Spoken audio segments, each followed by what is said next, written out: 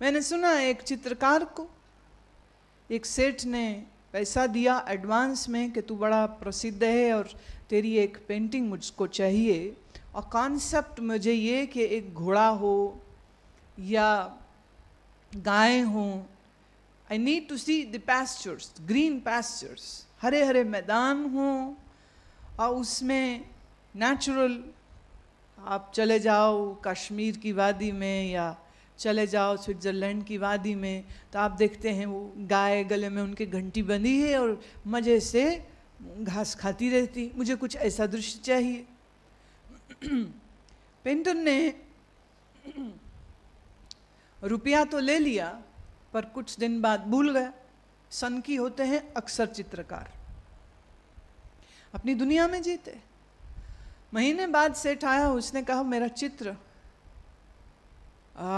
फिर याद आया कि इसका एडवांस लिया है और इसको मैंने देना था और वो तो कुछ किया ही नहीं। अब अगर सीधे बोले कि मैंने नहीं बनाया है और मैं आपका पैसा खा भी चुका हूँ और लौटा भी नहीं सकता हूँ, तो उसमें भी शर्म लगती है और बेइज्जती होती। तो उसको एक खेल सूझा, उसने एक खाली कैनवस उसके सामने लाके रख दिया। उसने कहा बिल्कुल तैयार है, ये ले लीजिए। जो बड़ा उत्सुक होकर के उसका कागज का जो पर्दा था वो हटाया, वो क्या देखता नीचे तो कुछ है ही नहीं, खाली कैनवस। बोले मैं समझा नहीं, ये कोई नया स्टाइल है क्या?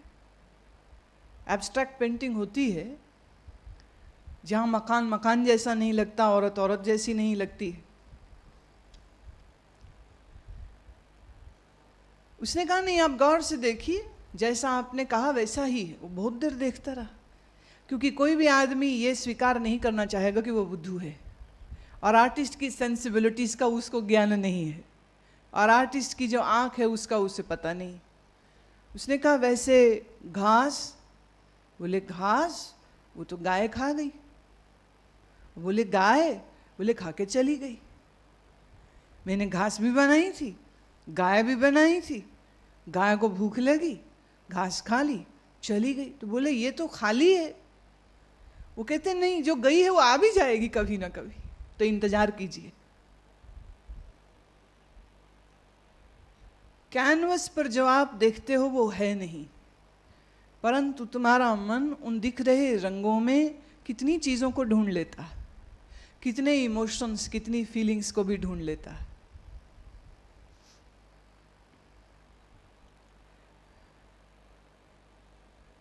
जैसे अभी आपने यहां टोकरी ढूंढ ली और फूल ढूंढ लिए। टोकरी है, फूल है, ये तुम्हारे मन ने ढूंढा। सोचिए हम यहां 6-8 महीने के बच्चे को लाके बैठाएं और उससे पूछें कि टोकरी है, उसे नहीं पता। फूल है, उसे नहीं पता। लाल रंग है, उसको वो भी नहीं पता। वो शायद फूल को तोड़ के मुंह में तो डाल सकता है, लेकिन ये बोल भी नहीं पाएगा कि ये क्या है, इसको क्या बोलते हैं। और तुमने देखा जैसे ही बच्चे के मुंह में जुबान लग जाए, वो इतने सवाल पूछता है, वो इतने सवाल पूछता है कि माँ दुखी हो जाती है, बाप दुखी हो जाता है। They have so many questions, what is this, why is this, why is that. उसके पास इतने प्रश्न हैं कि उनके प्रश्नों के उत्तर बड़े बड़े बुद्धिमान नहीं दे पाते। आइंस्टाइन को किसी स्कूल की एग्जीबिशन में एक बच्चे ने पूछा था, sir why are leaves green?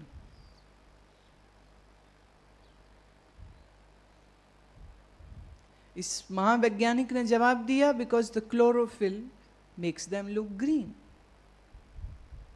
बच्चे ने पूछा why green, why not red?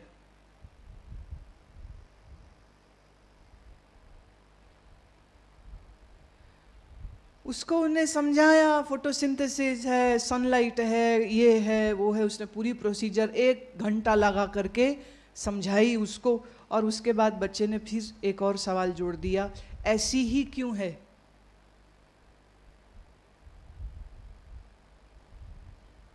प्रश्नों का कोई अंत नहीं बच्चे के पास।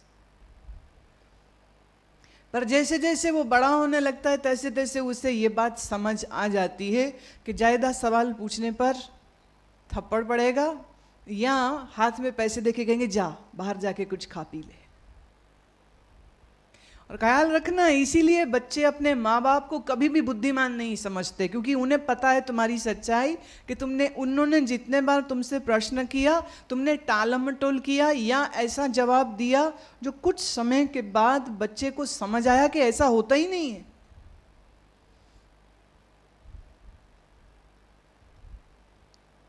मनुष्य का अभिमान बहुत जल्दी आ जाता है और किंचित मात्र ज्ञान को वो बहुत बड़ा समझकर मैं ज्ञानी हूं ऐसा मानने लग जाता।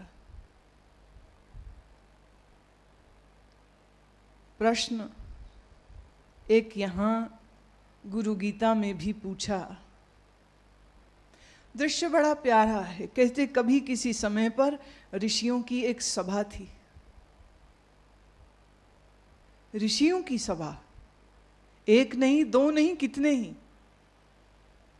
और ऋषि किसको कहते हैं? जो ब्रह्मज्ञ है। ऋषि किसको कहते हैं? जो आत्मबोध प्राप्त है। ऋषि किसको कहते हैं? जिसने समाधि का रस चखा है, आनंद का बोध पाया है, चित्त का अज्ञान जिसका हट गया है, ब्रह्म का प्रकाश जिसके अंतर है, उसी को ऋषि कहते हैं। ऐसे ही ऋषियों का एक समूह था और ऐसे ही समूह में सूत जी से पूछा गया कि सूत जी आप हमें यह बताइए कि जिसको प्राप्त कर लेने के बाद फिर और कुछ प्राप्त करने की इच्छा न बचती हो, ऐसा कौन है?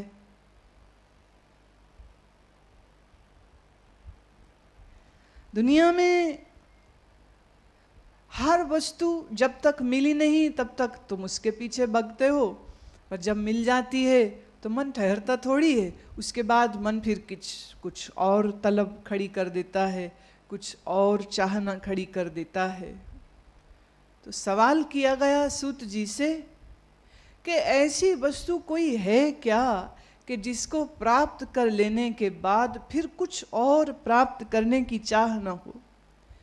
क्या कोई ऐसी चीज भी है कि जिसको प्राप्त कर लेने के बाद हमको उससे बंधन ना हो, बल्कि हम मुक्त हो जाएं?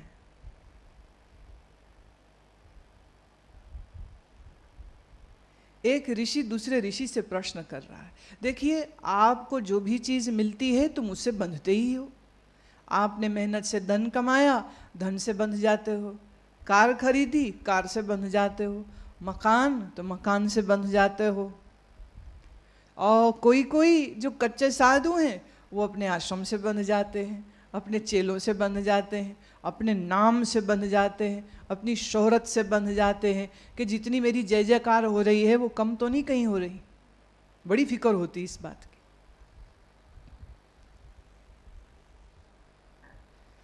मेरे एक जानने वाले मुझे बता रहे थे, बोले एक बड़े प्रसिद्ध व्यक्ति से हमारी मुलाकात थी और वो मुझसे पूछते हैं कि गुरु माँ कैसी हैं। इसके पहले हम कुछ बोलते, उन्होंने अगली बात भी साथ में जोड़ दी। कुछ और मान सम्मान बढ़ा उनका, कुछ और ज्यादा लोग आते हैं अब उनके पास। अब ऐसा फूहड़ सवाल करने वाले को तुम अक्लमंद तो कह नहीं सकते। देखिए, यहाँ आश्रम में आजकल कोयल कूकती रहती, ऋतु है ये, उसकी मेटिंग सीजन है, वो अपने साथी को ढूंढती रहती है। तो नर मादा कोयलें जो हैं वो दिन भर उनकी पुकार चलती रहती। कोयल को इस बात से फिक्र थोड़े है कि मुझे शर्म करनी चाहिए और आश्रम में ये प्रेम की पुकार नहीं करनी चाहिए। बिल्कुल बेशर्म है कोयल।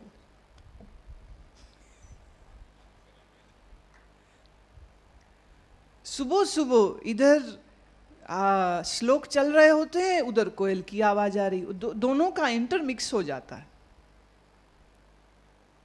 कोयल जब पुकारती है तो ऐसा मत समझिए कि हम मनुष्यों के लिए वो हमारी एंटरटेनमेंट कर रही होती ना, वो अपने साथी को पुकार रही है, वो उनकी कोर्टशिप चल रही, दे आर डेटिंग। और कभी कभी एक मादा कोयल के पुकार पर 3 या 4 नर जो कोयल हैं उनके जवाब आते हैं। और असल में पक्षियों में भी ये स्वयंवर जैसी चीज़ होती है, और ये पक्षी अपनी इस मादा पक्षी को रिझाने के लिए बहुत कुछ करते हैं। बड़ा अद्भुत जगत है इनका। जैसे एक डॉक्यूमेंट्री में देख रही थी, उसमें वह पक्षी भिन्न भिन्न प्रकार के तिनके इकट्ठे करता है और उन तिनकों को जोड़ जोड़ के एक डिजाइन बनाता है, और जो मादा पक्षी है वो सबके देखती है और जिसका सबसे अच्छा होता है उसके साथ वो बैठ जाती। तो अगर द्रौपदी का स्वयंवर होता है तो कोई बड़ी बात नहीं है, राजकुमारियों का स्वयंवर होता रहा तो बड़ी बात नहीं है, ये पक्षियों में भी स्वयंवर होता। ऐसे ही शेर शेरनी में शेर रिझाते और अपने इलाके में दूसरा नर माने शेर ना आ जाए, इसलिए शेर शेर आपस में लड़ रहे होते कि इस एरिया की जो शेरनी है वो मेरी होनी चाहिए। आप देखो ना, आश्रम के इस पवित्र माहौल में कोयल रोमांस करती रहती, सीटियां मारती रहती, डेटिंग चलती रहती, पर कोयल को क्या फिक्र है? क्योंकि कोयल के समाज में मनुष्यों की कोई जगह नहीं है।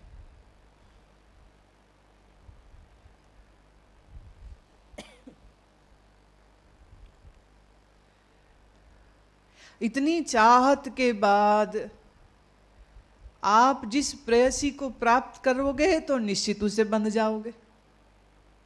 इतनी मेहनत के बाद अगर किसी हसीना को अपनी बना लोगे तो निश्चित उसकी गुलामी भी करोगे। या अगर किसी ने किसी बहुत सुंदर बड़े अमीर और धनवान और सुगठित शरीर वाले पुरुष को जीत लिया हो तो वो भी चिंता में रहेगी कि ये बस मेरा ही रहे, कहीं और ना इधर उधर देखने लग जाए। मैंने सुना मुल्ला नसरुद्दीन रात में सोते सोते बड़बड़ा रहा था, कमला कमला कमला। पत्नी बड़ा चकराई, उठ के बैठ गई। पत्नियां बड़ी खतरनाक होती, नींद में भी पीछा करती। उसी समय सोते हुए मुल्ला को जगा के कहती है, कौन है कमला? मुल्ला ठहरे, मुल्ला कहते कुछ नहीं, मेरे दोस्त जलाल की घोड़ी का नाम है। बोले नींद में उसको क्यों बुला रहे थे?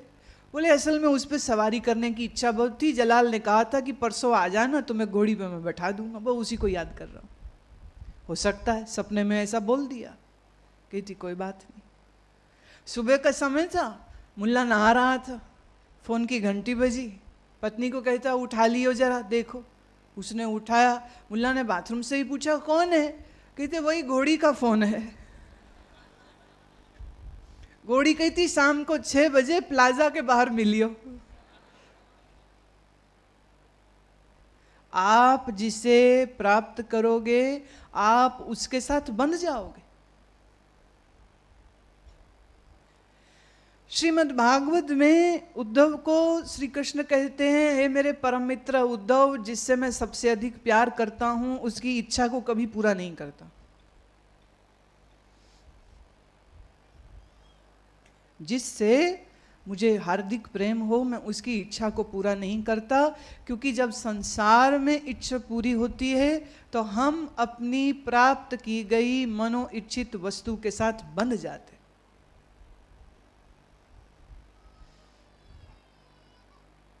भगवान का प्यार बड़ा खतरनाक है। तमाम दुनिया यही सोचती है भगवान की पूजा आराधना करो और जो इच्छा हो उसको पूर्ति कराओ। और यहाँ कृष्ण तो बड़ी खतरनाक बात कह रहे, बोले जिससे मैं सबसे अधिक प्यार करता हूं उस भक्त की किसी प्रार्थना को मैं पूरा नहीं करता।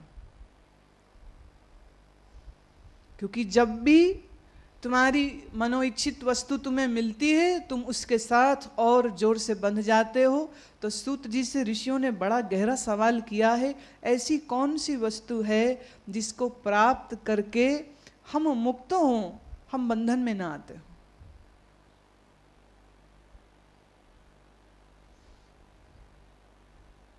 देखो ना, जब तक कार नहीं थी तो कार की फिक्र भी नहीं थी। अब कार है तो कार की फिक्र भी है, जब तक बंगला नहीं था तो बंगले की फिक्र भी नहीं थी, अब बंगला है तो बंगले की मेंटेनेंस की भी फिक्र है। जब तक अपना वाहन नहीं था तो चिंता नहीं थी उसकी इंश्योरेंस, उसकी मेंटेनेंस और उसमें तेल भराने की। किसी भी बस में बैठो, 50 पैसे की टिकट कटाओ, कहीं भी पहुंच जाओ। फिर पार्किंग की फिक्र नहीं, फिर चोरी की फिक्र नहीं। पर गाड़ी के आते ही उसकी मेंटेनेंस, उसकी टूट फूट, रास्ते में किसी से भिड़ गए, एक्सीडेंट, फिर उसका इंश्योरेंस, फिर रात को चौकीदार को 10 बार बोलना, भैया देखो कोई इसके ऊपर आके लाइन ना मार जाए, ठीक से देखना मेरी गाड़ी, बाकियों की देखो ना देखो, मेरी जरूर देखना।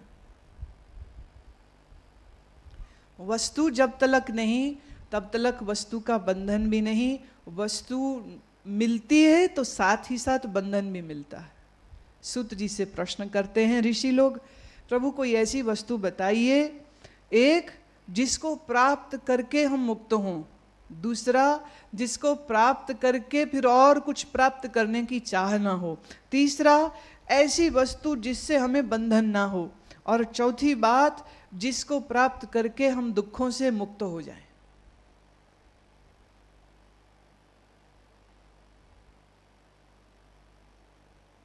आदमी सोचता है क्या अमुक चीज मिल जाएगी तो मैं परम सुखी हो जाऊंगा।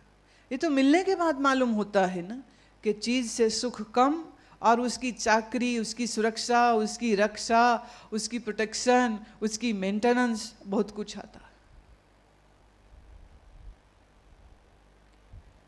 और उस वस्तु से जब तुम बंधते हो तो तुम्हारे मन की आसक्ति तुम्हें कई बार सुख भी देगी, कई बार दुख भी देगी, दोनों चीजें साथ में आती। एक बात याद रखें, कोई भी वस्तु सिर्फ एक ही रंग वाली नहीं होती, या यूं कहें सिर्फ सुख ही नहीं देती। जो सुख देती है याद रहे वही चीज दुख भी देती। दुख देने के लिए कोई और थोड़ी आ जाएगा। तुम्हारे बच्चे तुम्हें सुख देते हैं पर दुख भी तो यही देंगे। दुख देने वास्ते पड़ोसियों के बच्चे आएंगे क्या?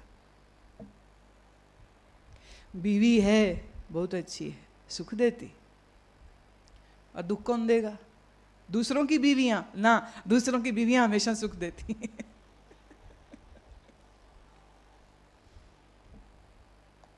जब तक मिली नहीं वस्तु तब तक सुख का भ्रम तो बना ही रहता है ना। इसलिए पड़ोसी की कार हमेशा अच्छी, पड़ोसी की बीवी हमेशा अच्छी, अपनी वाली इतनी नजदीक हो जाती है और फिर उसकी सब कमियां और बुराइयां दिखती हैं।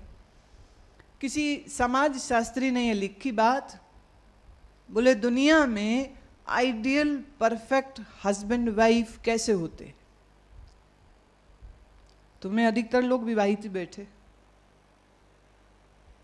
जिनकी पत्नी मर गई है या पति मर गया है, भैया वो तो इस खेल से आउट हो गए, तो हम उनकी बात नहीं कर रहे। जिनकी जिंदा है, जोड़े बने हैं, वो भिखारी रेड लाइट पे बोलते जोड़ी सलामत रहे, बड़े खुश होते। तो देना रुपया हो तो 5 दे देते, जोड़ी सलामत रहे, बहुत बड़ी अच्छी दुआ। ना वो भिखारी क्या यमराज का चाचा लगता है, जोड़ी बनी रहे। पर आदमी बड़ा खुश होता है, जो मन में बात हो वही सामने वाला कोई बोल दे, वो हमें बहुत अच्छी लगती, बड़ी प्रिय लगती।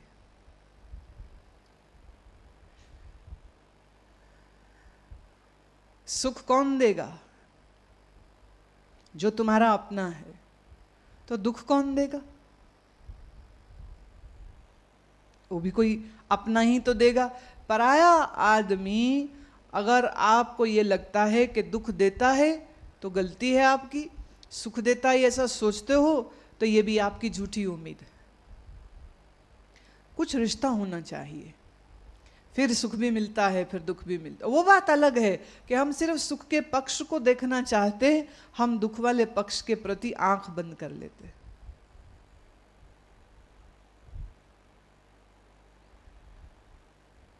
खैर, इस विषय में मैं और अधिक नहीं जाना चाहती।